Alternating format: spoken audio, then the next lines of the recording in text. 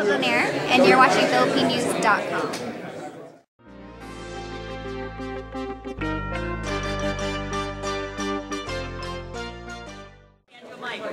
And that was the greatest bantamweight of our time.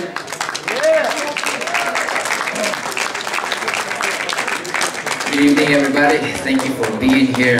This has been an amazing night. I want to thank God for everything, for giving this opportunity. Team Donaire, Filipino Flash, Undisputed Boss in my home, Snack, Victor Conti, Remy Kerchemny, and everybody. Thank you guys. You know, Goku Vodka and my whole team. My ART guy, Cameron Ford, my manager, Cameron Duncan, my strength trainer, Michael Basil, Jonathan Peñalosa, and Robert Garcia, and everybody. You know, I want to thank everybody. This is an amazing, amazing night, and this is just the beginning. Questions for Nonito? Any questions? Yeah. What round did you really expect to knock him out? Actually, if you ask me that, 3 months ago, December, after the fight, when I knew I was going to fight Fernando Montiel, I was telling everybody, second round. And I said it. I don't know if anybody here can say that, but I said second round, right? I told you second round, right? Yeah, I said second round. I told a lot of people second round. I mean, it wasn't just to be cocky or anything. It was just to motivate myself to see and not be afraid of what can happen in there. I mean, that too could also be a 2 in my record, you know. Or as I tell myself, you know what, that too, it's gonna be that 2 belt. It's gonna be that second round. It's gonna be everything 2 that's possible, that's possibility and positive for me. So, you know, I call that round the second round. When you were scouting him, did you see that opening to land that punch? That's something you guys worked on, of course. We didn't really work on it. The thing we worked on was to avoid making errors. You know, with Jonathan and with Robert Garcia telling me, don't make any errors, you know, because he has power.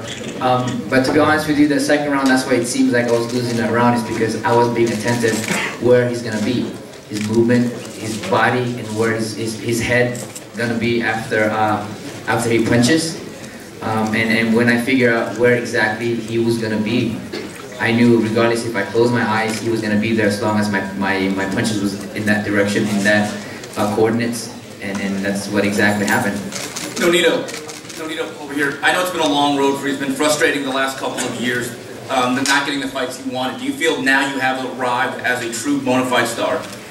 I don't know about star yet, but I definitely believe that I belong in that pound for pound, and I believe that I'm the best bantamweight right now, and this is just the beginning of it. Hey, what's up, Tim? Congratulations, baby. Number 3, baby. You go pound for pound, baby. Thank you so much, man. Great job.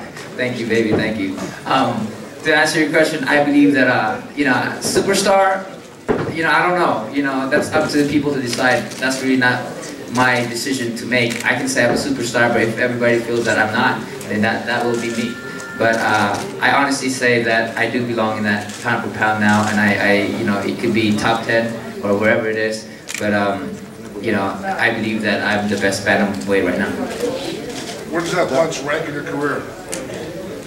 You know what, that chin punch was pretty sweet, but you know, I gotta say that was a perfect, well, the other one was perfectly timed too, but I think that this was the hardest punch compared to the other one, because the other one was set up, this one was I was on my, I was so surprised he got up, because I put everything in that punch. I knew where he was gonna be, and you know, that was the hardest punch I ever threw in my life, and I was surprised he got up. Well, to answer your question, that would be number 1. So what's next?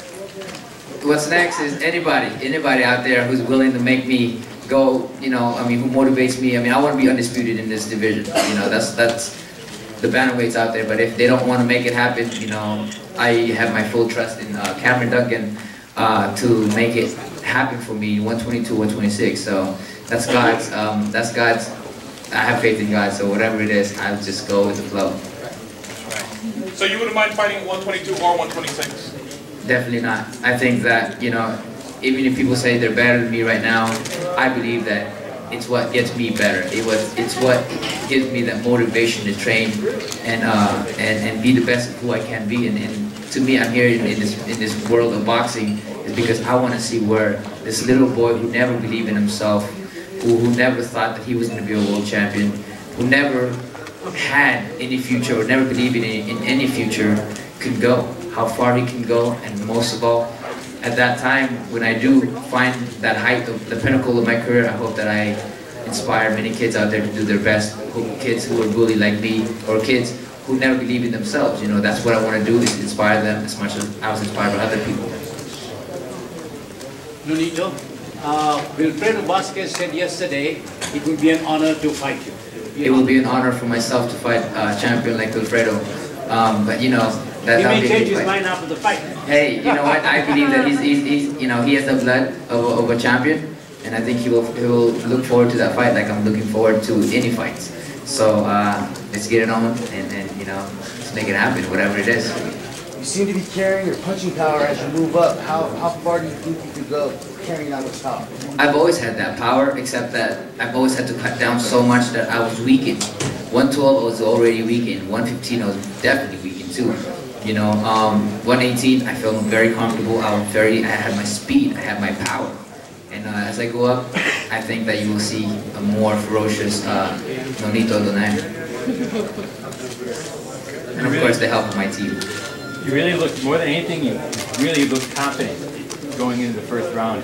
Did you, and Montiel looked like you were kind of wavering, like you could sense it. Did you feel that way too? I believe that in the press conference, every time, you know, it's weird because I've never felt this so much confidence in myself.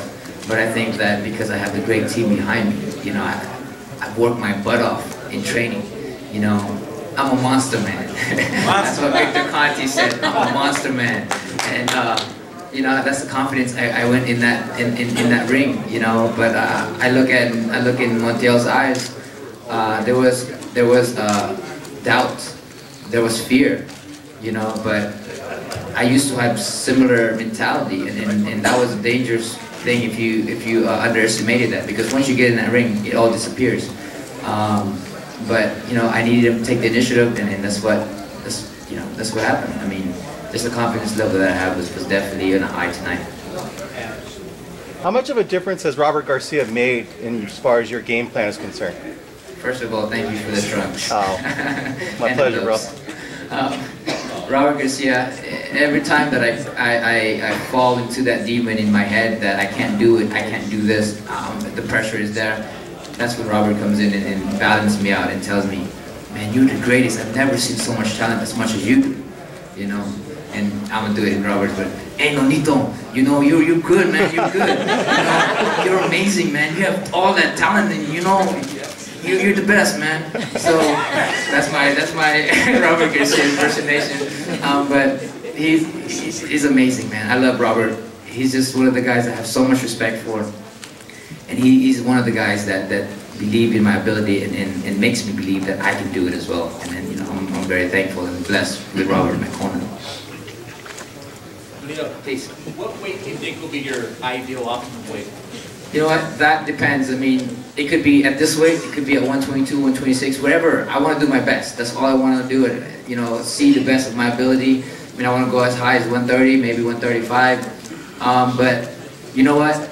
God has a plan for me, and that's what I have in my head, and I'm just gonna keep pushing and keep being motivated by everybody and by fights out there that I'm looking forward to. Bernie Roach says that Manny Pacquiao is so effective because he doesn't have to starve himself. He can eat. He eats before the weigh-in. Do you think you might follow a similar path where? I do follow a similar path. Well, I mean, where you'll be able to actually eat. You know, I'm actually eating a lot. I was rehydrated properly. You know, and I think that's the key because I felt so good. I mean, my legs were kind of bothered a little bit, you know, going in there, but I felt my rhythm once I did. It was on, but you know, I had to starve a little bit for this fight, and you know, the starvation really does affect my ability. I mean, I'm so much better than when I was 112 to 115. This time, 118, 122, I'm gonna feel better because of the fact that I'm properly rehydrated. I'm in my natural weight. No one can catch me. Nonito, do you know that you upset Manny Pacquiao? He came to watch you fight. He was at the gate when you finished the goddamn fight.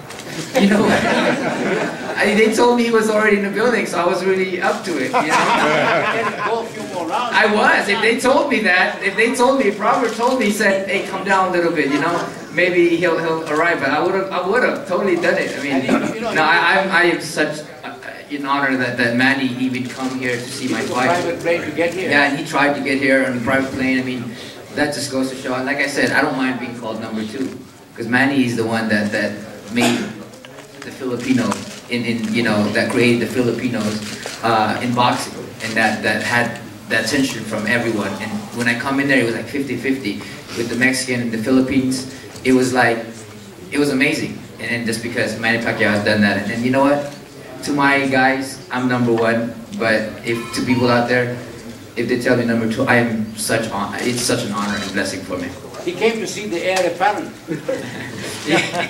Well, you know what? I'm just growing up. That's what it is, and because I've learned a lot from him, and the inspiration was there.